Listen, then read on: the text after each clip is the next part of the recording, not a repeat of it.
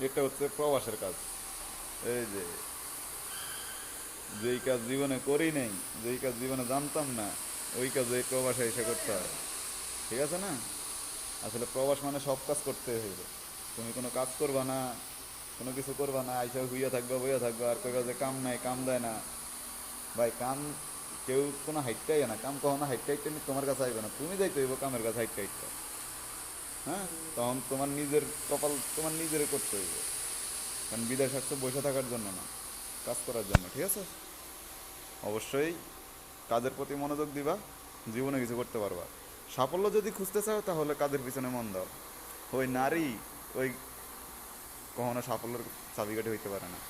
তুমি যত পরিশ্রম করবা ততই তোমার ভবিষ্যৎ উজ্জ্বল হবে। ঠিক আছে? এই যে আমাদের কাজ, এটা অরিজিনালি এটা আমাদের কাজ না, তারপর আমরা করতেছি। কারণ আজকে হোটেলে একটু বেশ কম তো, তাই বিধে আমরা কাজ করতে আছি, এই কারণ। ঠিক আছে?